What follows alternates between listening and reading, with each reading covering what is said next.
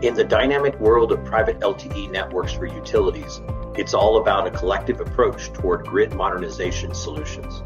Join us alongside leading utilities including Ameren, Evergy, Lower Colorado River Authority, San Diego Gas Electric, and Xcel Energy, who are driving the evolution of utility private wireless networks with Anterix. Together with our 100-plus member ecosystem and the Utility Strategic Advisory Board, we're de-risking private LTE investments. We're not just providing solutions. We're pioneering a cleaner, safer, more affordable, and secure energy future through 900 megahertz powered private LTE networks. By joining us, you're part of a force driving innovation, accelerating returns, and future-proofing the entire ecosystem.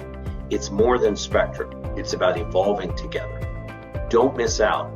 Embrace the power of collective action, ensuring a sustainable utility private LTE evolution. To learn more, visit Anterix.com. Good day and welcome. I am UTC President and CEO Rusty Williams, and thank you for meeting us at The Intersection, sponsored by Anterix. This month's episode is entitled Membership Has Its Privileges. For those of you listening for the first time, welcome to The Intersection. And for those of you who've been through this intersection before, welcome back. Today, I am honored to have with us UTC's Senior Vice President of Membership and Meetings, Carnell Thomas. Carnell's been a part of the UTC organization for over 30 years, and everyone knows him from his work with the members of the organization as well as his work supporting the various conferences that UTC hosts. Carnell, welcome to The Intersection. And just in case there's someone here that may not know about you, why don't you tell us a little bit about yourself? Hello, Rusty, and thank you for having me. And I would like to congratulate you again on being appointed UTC's president and CEO. I'm a simple fellow. I'm from a small town in Louisiana. I'm in Lafourche Parish on Bayou Lafourche called Thibodaux. It's about 60 miles west of New Orleans and 70 miles east of Baton Rouge. So after attending LSU, I became a United States Marine, and I served on the personal staff of the Commandant of the United States Marine Corps during the Gulf War. After leaving the Marine Corps, I joined UTC in the Frequency Coordination Department. And since that time, I've had several opportunities at the association to include my current position. Yeah, well, first of all, Carnell, thanks for your service to the country. I appreciate that. And it sounds like your story and mine, albeit the stops might have been a little different. We have a similar history, right? From small towns in the South. Had lots of opportunities as we got out into the world. And I think it just proves that you never know where life's going to take you, right? Absolutely, Rusty. And I think it's been a fascinating journey for me to travel and to experience UTC firsthand as a staff member. Okay. Well, as we think about the title of this month's podcast, as I introduced it as we were coming in, Membership Has Its Privileges. I think we all remember that advertising campaign by a large credit card company. We won't give them any credit. No, but we remember that title, right?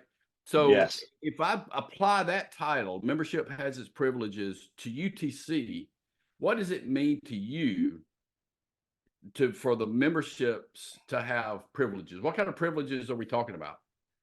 Well, first of all, Rusty, the first thing that comes to mind when we talk about privilege is the privilege to engage with the intellect and the intelligence that our members, both core and technology partners, bring to the association. I like that phrase. I like that phrase, engage with the intellect. I like that.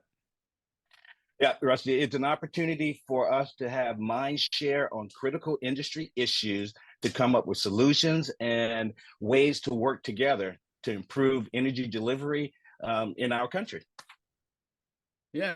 So, when you think about the various members, they're all different types, sizes, flavors, different parts of the country.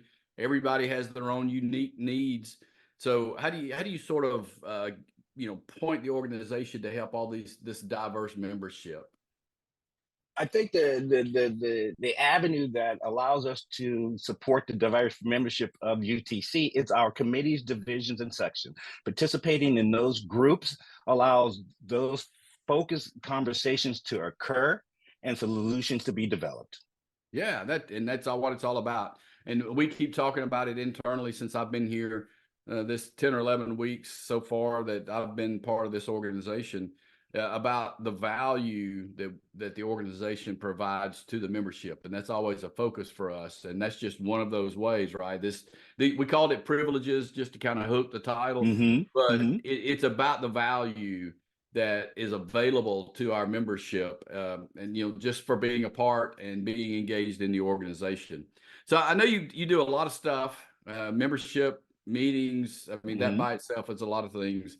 If there is such a thing as a normal day for you, tell us what a normal day looks like for you. Rusty, as you know, I start my day very early. The alarm goes off around 4 o'clock. And the first impediment I try to overcome is whether to put my feet on the floor before I grab my cell phone to start answering emails and responding to members' needs. So once I get past that conundrum, and I work my way to my desk, I spend time first evaluating who needs me on my A game today. What are the key objectives or goals that I want to achieve in the day, by reviewing my schedule, looking at my goals for the year, for the week, for the month, and evaluating where my staff is and what are the key things that they're working on and how can I contribute to their success and then meeting their goals for the day or for the week. So a typical day begins with the evaluation of the responsibilities, then working with the individual staff members on their key priorities, and of course, serving the members, returning members' calls, emails, and supporting the members in the best way that I.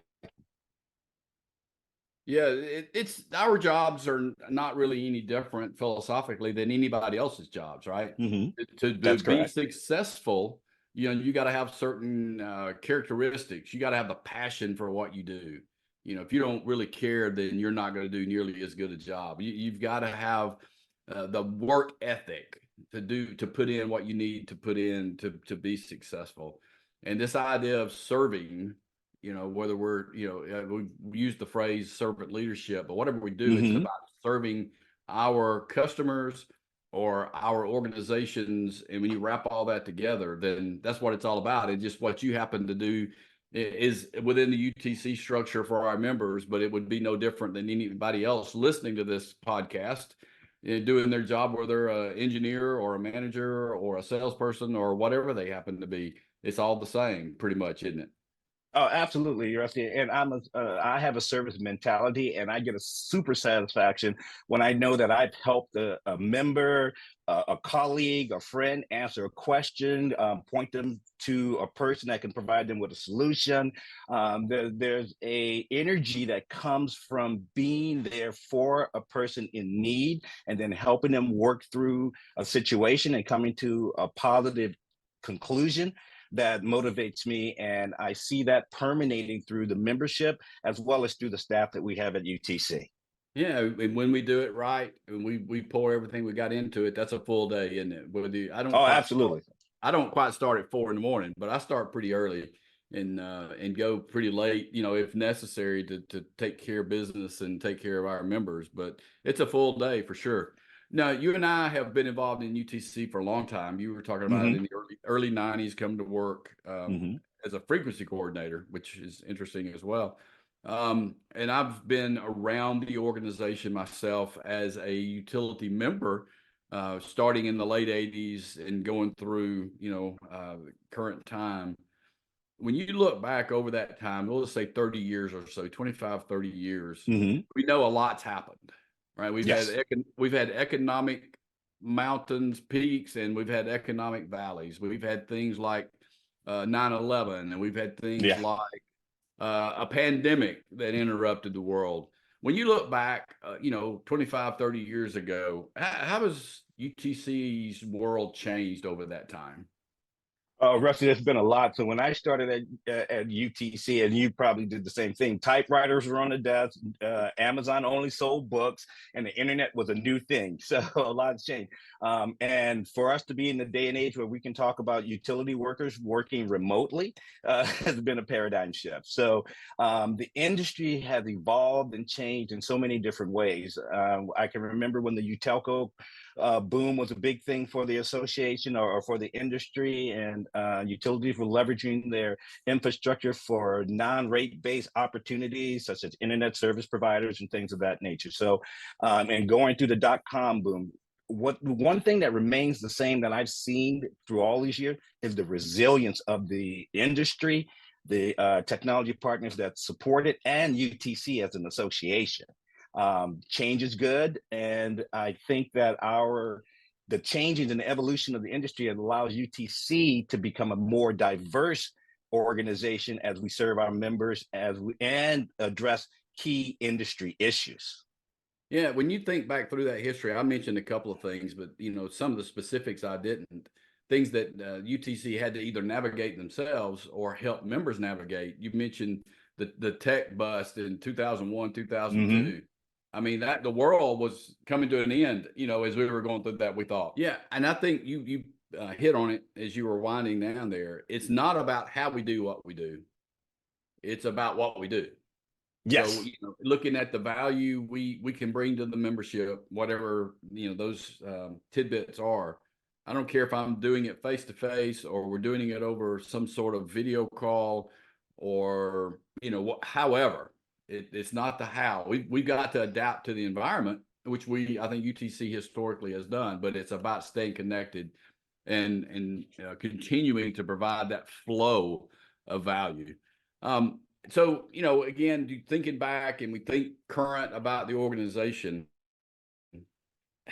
there's a lot that goes on within UTC, right? Yes. Once you start peeling the layers back or pull the curtain back, you see that there's a lot of activity going on, a lot of things we do for the members. As you think about that, what's the one thing that we do, that one value we can provide to our members that just they either don't know at all or don't seem to extract the full value out of it? It's engagement. It's I think the membership really should realize that engagement is the key to recognizing the full value the association provides, not only to the individual, but to their organization and the industry.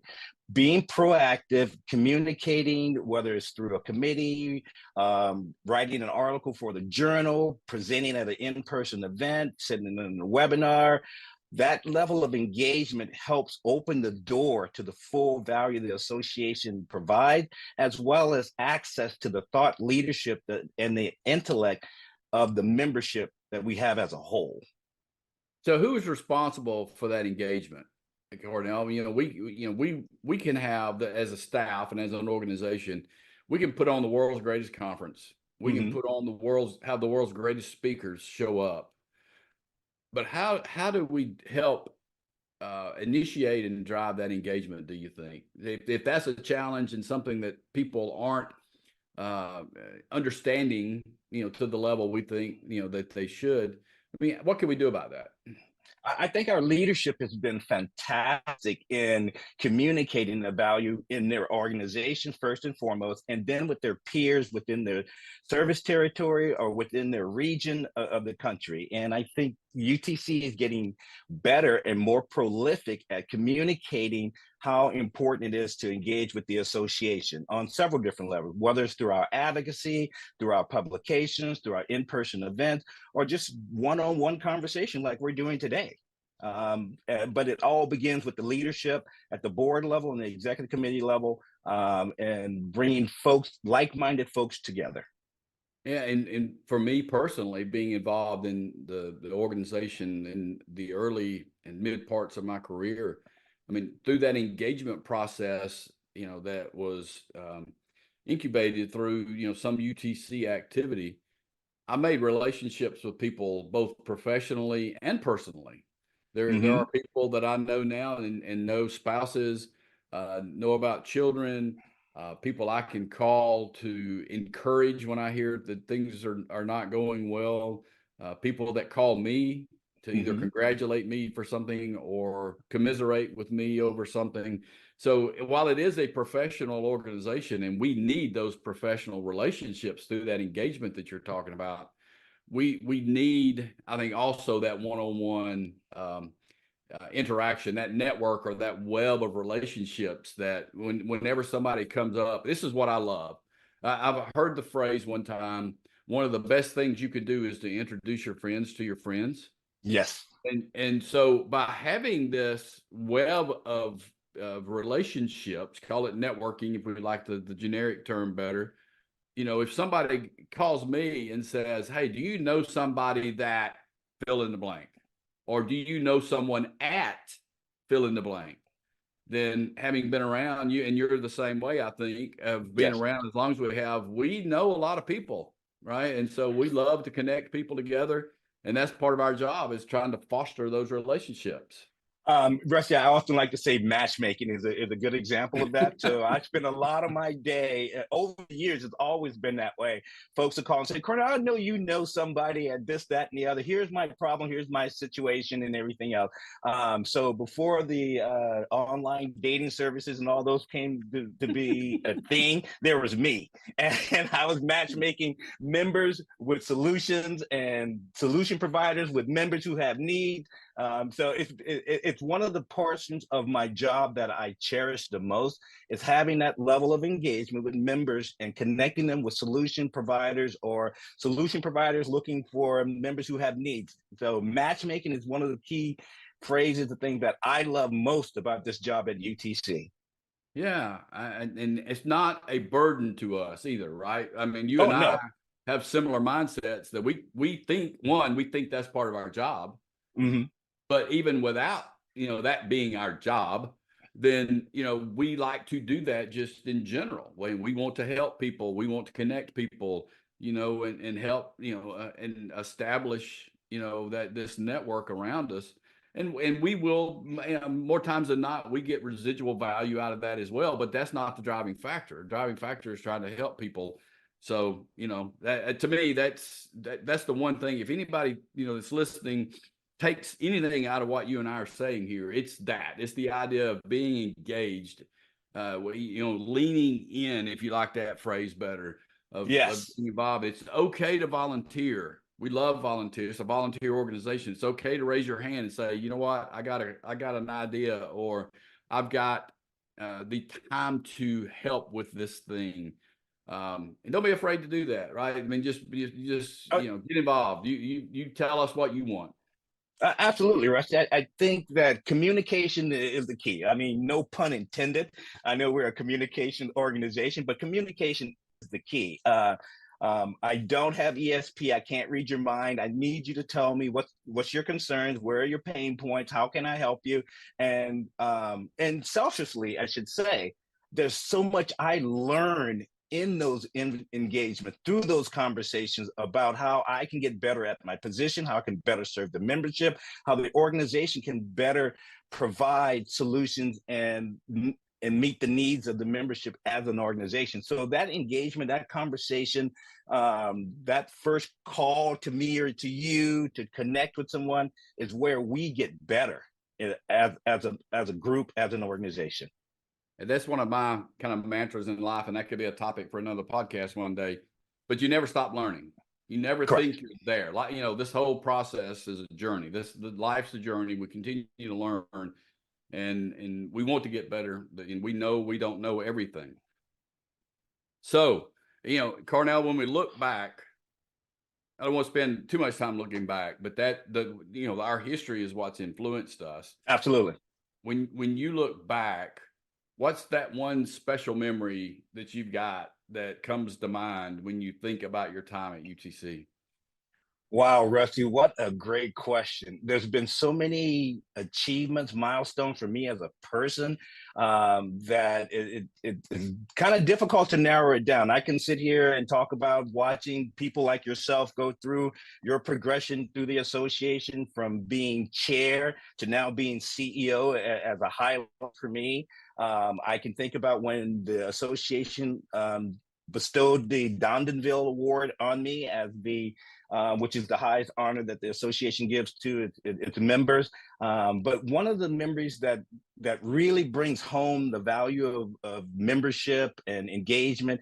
We were snowed in for a strategic planning meeting in Washington, D.C. in 2014. Several of the board members and were there. And for me to observe the collaboration, the working together to address the situation of how do I get out of here and get home, and the mind share and watching the members work together. And I saw the passion for each other and the respect for each other and how the utilities working together. And I liken it to the mutual aid when a disaster happens. You know how the utilities support other utilities and send crews in to help restore. That's what I saw. So that's one of the memories that reminds me of the value that this association provides to the industry that goes beyond just the day-to-day stuff that we do, but that mutual aid is what I'm really trying to emphasize, that there's a brotherhood, sisterhood in this industry that brings us together and keep us working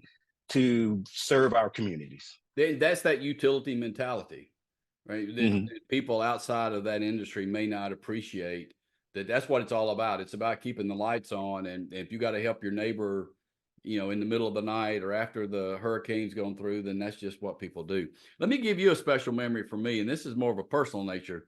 The year that I was chair, it was in 2009.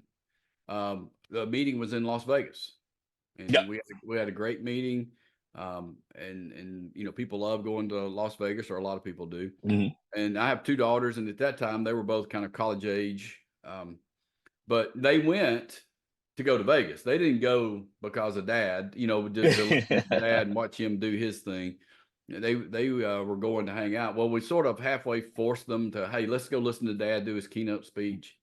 And through that process that day of that keynote speech, and I don't even remember who the keynote speaker was that day. I'm sure you've got a list somewhere that can pull that back up. But after that general session, and then we got home, my wife, Yvette, just said, hey, you need to talk to Caitlin, and having college age girls, and you need to talk to, and that's all kind of bells and whistles go off. But whoever that keynote speaker was during that day struck a nerve, or let the light went off over her head, and ended up picking a career path based on what she heard that day from that keynote speaker. She ended up going through and getting a civil engineering degree, and doing some things in the engineering field, but it was because of her sitting and listening, not to dad, because dad doesn't have anything that's that earth shattering for teenage daughters, but hearing those speakers and kind of the things clicking together. And then so she's now working for a civil engineering firm and enjoying it, and has got a fulfilling career. So that that's one of my memories, one of my many memories, as you said, of being involved in this organization. But that's one of the personal ones for me. And Rusty, I'm glad you referenced that, because I remember the girls when they were growing up, and I guess I can say that's a personal memory. How the number of families that I've actually watched grow and go on, like your daughters and everything else, that's been fantastic for me. I mean, and thank you for sharing that. I remember it well. Well, so we've talked about a lot of things, Carnell. There's so much going on at UTC, the good stuff, the programs, the conferences, the committees, the one-on-ones and all that. So we've tried to touch base on most all of those. What's something, maybe before we close out this episode of The Intersection, what's one thing maybe we've missed or you want to add before we close out? Rusty, before we close out, I'd like to talk about our staff. I want to talk about the stellar people that we have at every position at the association. And since we're talking membership and privileges and everything, I want to talk a little bit about the membership department, membership meetings, and Spectrum Services department, and highlight the good work that Joanne and her team is doing on the Spectrum Services side, and Denise in bringing a high level of membership and marketing to the association. Cynthia focusing on the education and enhancing what our offerings in the education space. Christy moving the meter on our sales efforts, and then Kelly, who I know many of folks know, she's been around the association, but to have her on staff now and bring that level of meeting planning to the association just makes us a better organization as we serve our members. And there's so many people that members don't see. You were talking about yourself. Well, you weren't talking about yourself, but I'm yourself and Kelly Moran and some of these people that are kind of more member facing. They know those names and know those faces, but there's a lot of other people, as every organization has, to take care of the bills and just help with the planning and all the things, just accounting and HR and all those kind of things that we all have. It is a very good staff. The advocacy staff we haven't really talked about, and that's going to be a topic for another podcast, but we've got 3 or 4 folks that spend their days trying to track activity going on in DC and at the state level as well. So I appreciate you bringing that up. Outstanding staff. And if you don't know them, if you're listening and don't know them, then if you see somebody walking around in a UTC shirt in Mobile at our annual conference, make sure you introduce yourself to them. All right, Carnell. Well, thank you for being with me today. Thank you yourself personally for all you do for the organization. And for me, it's an honor now to be a part of this organization and work alongside all of those people we just described. And to everyone listening to our podcast, thank you for tuning in again for this month's podcast, The Intersection. I look forward to you joining us again next time right here at The Intersection. Thank you for meeting us at The Intersection. For more information about the Utilities Technology Council, visit utc.org.